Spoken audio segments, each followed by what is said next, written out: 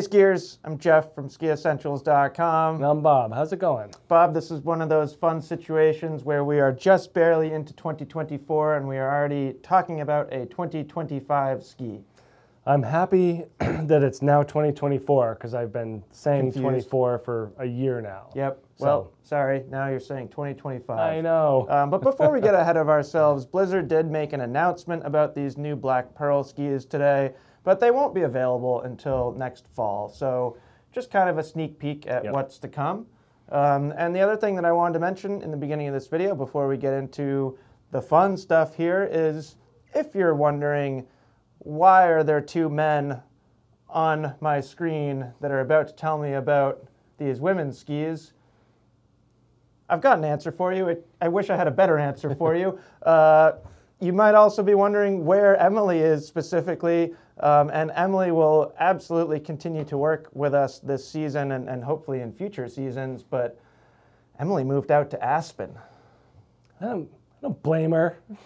Do you think she took a combination of a sheepdog and a moped? No, I don't think so. I don't either. So as much as we'd love having Emily here in this video to chat about these skis, she is out in Aspen, so you'll see a lot of Emily this year, just not a lot of Emily's studio time. Bob, I don't think you know this, but we'll be checking in with Emily later this week. Yes. So that'll be fun. That'll be great. And on to the fun stuff. So brand new Black Pearls for Blizzard for 2025.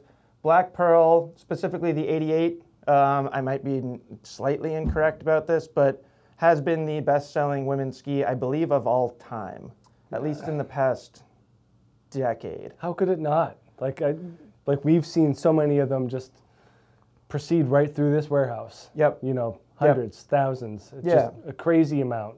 And it's not hard to figure out why. No, not at all. You know, the thing with the Black Pearl, and we'll talk about this throughout this video, is it hits a huge range of skier abilities. Like you can be a rather timid intermediate, and Black Pearl is going to be great. And then like my lovely fiance skied on Black Pearls, and she loves them. Right. Skied on them today, and you'll get to see her skiing on them later in this video. So I just think it's really cool how they've been able to successfully bridge the gap between so many different ability levels and skier types and all that kind of stuff. Yeah, and it's nice to see that trend continue. They are not moving away from that in the least. In fact, almost moving closer to it.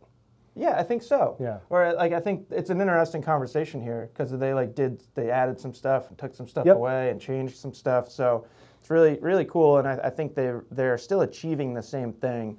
And this really is an introduction video. This is not intended to be a review video. We have had people skiing them, but when it comes time to do an actual Black Pearl specific width review, we'll 100% bring a woman into this video, and hopefully two or something like that, and they can talk to each other. That'd be great. So before we get into shape and construction changes, I think it's important to start with just kind of some overview of the line in general. So in the past few years, we've had Black Pearl 82, 88, 97. That now changes to Black Pearl 84, 88, 94. So a tighter grouping. You know, we had what, 15 millimeters of variation between narrowest to widest, and now we've got 10. Right.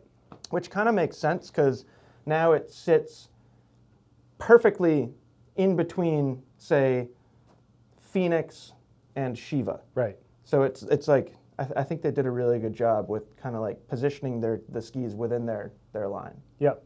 And like before, there was like you said, a big gap width-wise between the 82 and the 97. Yeah, and like drastically different personalities. Yeah, very different skis. Yeah. So we have the Black Pearl 88 here. We also have the 2024 Black Pearl 88. Bob, over on your side, you've got the 94 in the middle here, closest to the sign, and the 97 closest to you. We do not have the 84 here to show you. So when it comes time to talk a little bit about their performance and stuff like that, we'll just skip over that one for now. Perfect. So, Bob, you've become very accustomed to taking us through construction changes. Do you want to take us through some construction changes because they're pretty significant? Yeah, I'll use this 94 here as my template, and you know we can talk about how for a while, the Black Pearl kind of remained unchanged with their flip core construction technology. And then when True Blend came in, that was really the only major build upgrade, which was significant. Which was significant for sure. So your 88 and my 97 here have that True Blend wood core. So they are pulling that into the new skis as well. So in this one, it's a women's specific design. So it's a blend of beech stringers and poplar.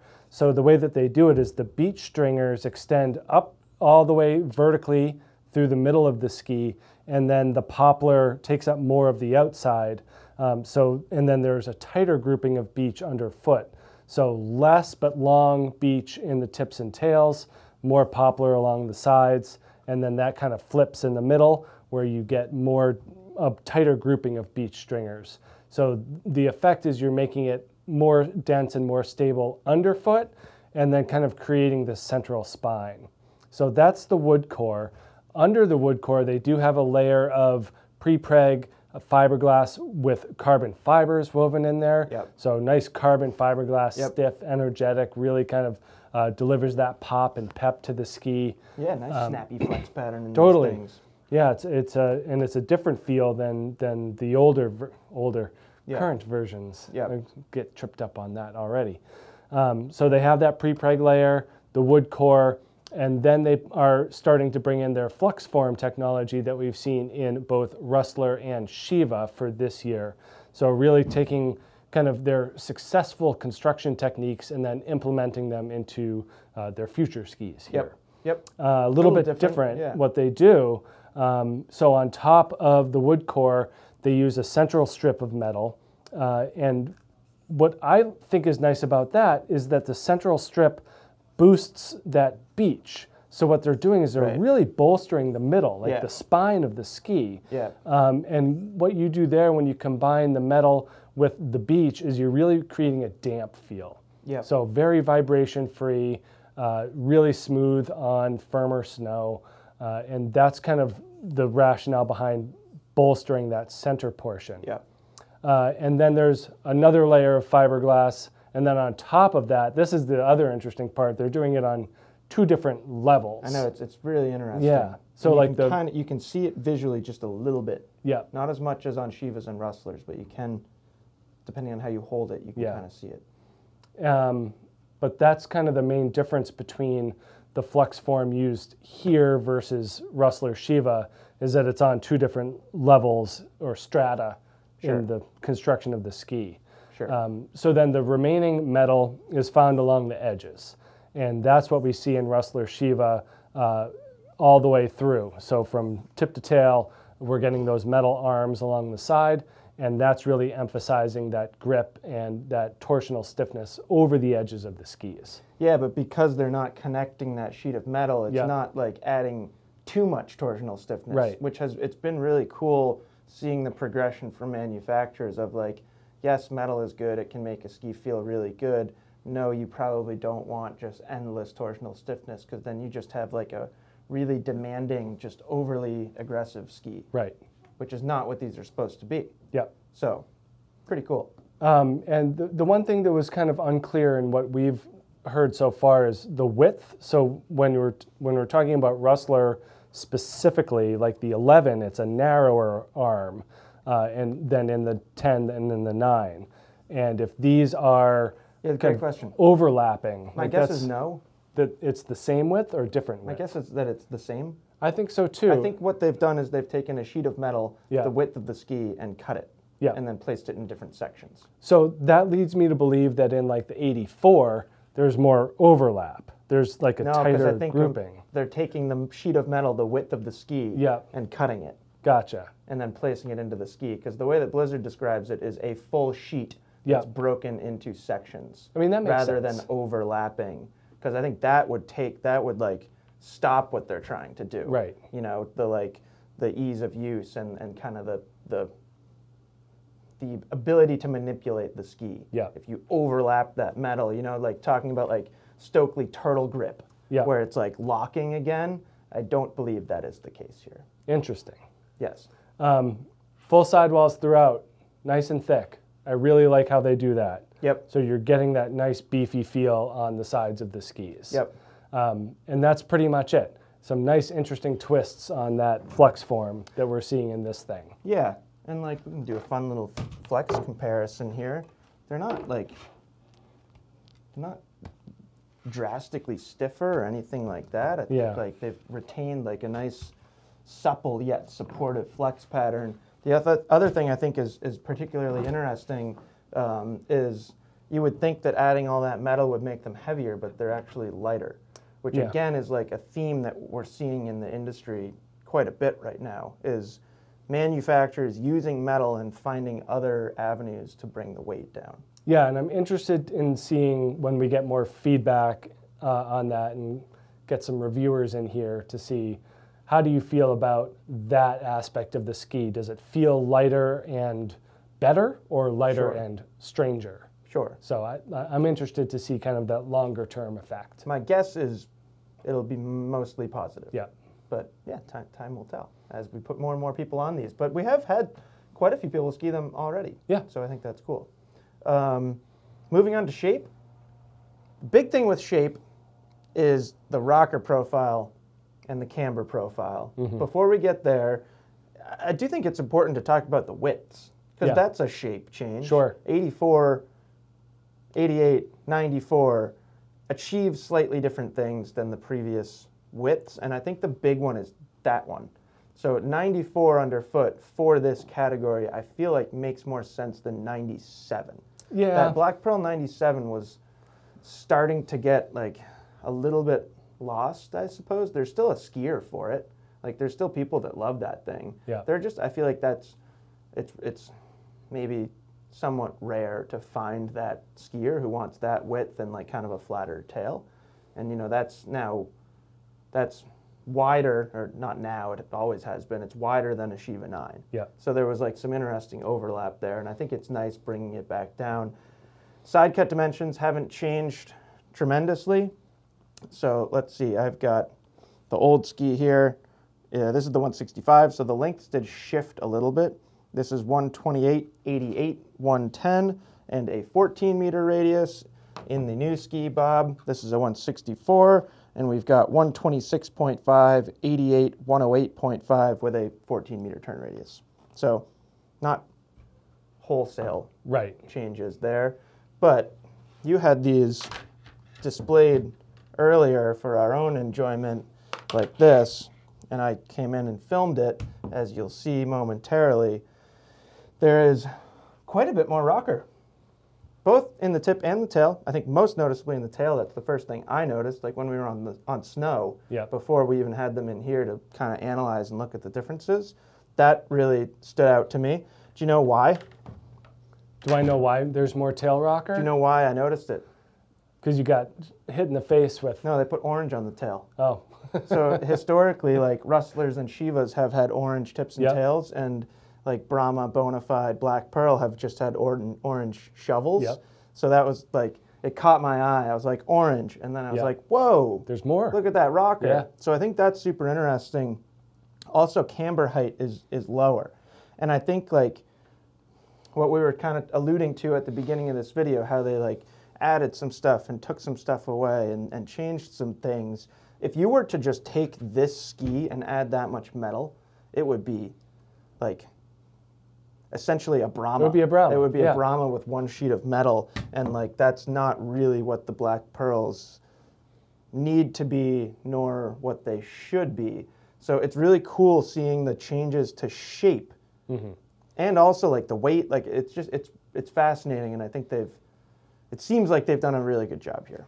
Yeah, and I think just going to a 94 and being in the mid-90s is just like more appealing or resonates with more skiers than being a directional ski in the upper 90s. Yeah. You know, like we know that it's only 3 millimeters of difference, but from a consumer's perspective, from like someone's mind who's shopping, I think it'll help. Yeah. And even just like filtering, like online, you're filtering for 95 or below. Yeah, 95. I'm looking for something in the mid-90s, and the 97 might not have registered on a lot of people's radars. Yeah. Where I think the 94 isn't like it's not a catastrophic drop in width where it's going to like totally change the way that the ski behaves in soft snow and powder, although there are some differences. I mean, honestly, I can only venture a guess that the 94 is better in soft snow because the shape is more, it's allowing easier soft snow performance. Yeah, the only thing that I can think of is just like by having, you know, a difference in effective edge, this thing just was smoother and cutting through like crud and chop, and that longer effective edge, that flatter tail generally is smoother in those regions. But I bet they'll counter some of that with the metal. Oh, 100%. More vibration damping. Yep. Yeah. Yeah, it's really interesting how they, like pinch and place different things to create an effect. Exactly. And it's like, it's a learning process. Yep. Like we learn, and the ski manufacturers learn too. Sure. Like it's not like they have all the answers. These are things that they learn. And like that's why skis change, because we learn and we grow and evolve as human beings. Sure. Sometimes. So I feel like that's it for construction and shape overview. I think it'd be fun to talk a little bit about the skis. Obviously, neither you nor myself have skied them, but we've now had them on snow, I don't know, three or four times. I got to chase Megan this morning on a run because she hadn't gotten to ski them yet. She recalled her experience on Black Pearls last year, and she was like, yeah, that was just like a really easy ski, right? Like a really easy going all mountain ski. And I was like, yeah, that's the gist of it. Yep. And watching Megan ski them today was really fun. Megan is traditionally more of a like vocal secret type skier, which has always been a little stiffer, a little heavier, more torsionally stiff. But it's, you know, watching her ski, it's hard to, like, for me, visually, it's hard to like see things that this 88 can't do that, say, a Kenja can do. I think when you get on them, you feel those differences. But I think watching Megan ski them is, it's a good example of their high-end capabilities. You know what I mean? Like, she's still like bending and the ski is holding really well. And we stopped like halfway down our run, and she was like, this is a fantastic ski. It's just so easy, but it's like you can trust it, and it's just fun. So really cool. I can only imagine that it's going to be a considerably better mogul ski. Right. I mean, just easier to release from the tail. Yeah. You know, that's going to make it a lot more accessible for more skiers. And again, like, these models are just a huge encompassing models of this can do everything. Yeah. But I agree with you 100%. I think you're going to see a big increase in mogul performance, tree. Yeah. You know, especially with the narrower, like the 88 and the 84, an increase in like technical zone performance, but so more in like packed out snow. But that's what you get a lot. You know, if you're skiing out in Colorado and it's chalky and you're in tighter areas and stuff like that, like this is going to be an upgrade for sure. Right. Maybe you haven't had any fresh snow in weeks, and you're still skiing like a tight chute somewhere or something like that. Like, this Black Pearl 88, I think would do just fine.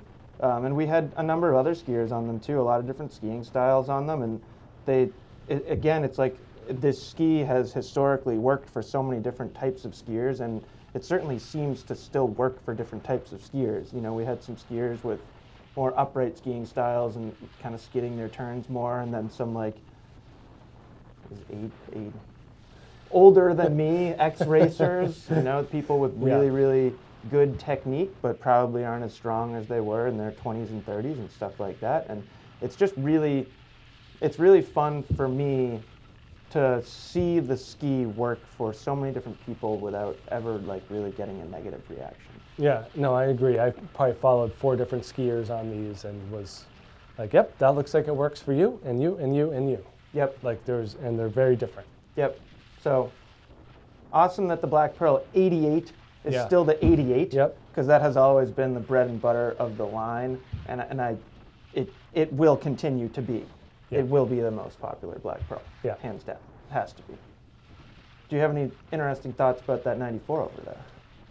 You know, because it still technically falls in that all mountain and more directional side. Yeah. This is still going to occupy that wider spot in that realm. Yeah. So it's not that free ride ski. It's still a very high performance all mountain ski but has that wider footprint. Yep. And I think that different skiers kind of gravitate towards the wider versions of these skis for different reasons, whether it's a wider platform to stand on, having more leverage in a carved turn, like you enjoy getting those skis up on a higher edge angle and just prefer the feeling of a wider ski in a carved turn, or if you're looking to be more adventurous and creative with your skiing and open up some new zones. I think that's where this 94 is really going to come in handy, and I think it will be very kind of interesting to people that don't think that a mid-90s underfoot ski can carve as well as it does, and this will change some minds. Yeah, you know, it's funny how our minds work, because like I started to think about the fondness that I've seen among women for the Ripstick 94. Yep. And like there are a lot of similarities. Yes. Granted, the construction is very different, but I think when you break it down to flex pattern, weight, shape, vibration damping, all that stuff, like there's some considerable similarities, and like you see women like using those skis all over the place, east to west, groomers, moguls, powder, and successfully.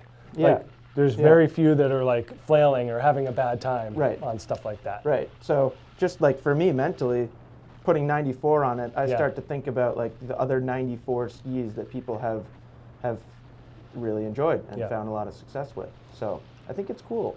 Yeah. I'm really excited about these black pearls. Me too. I don't have too much more to say, do you?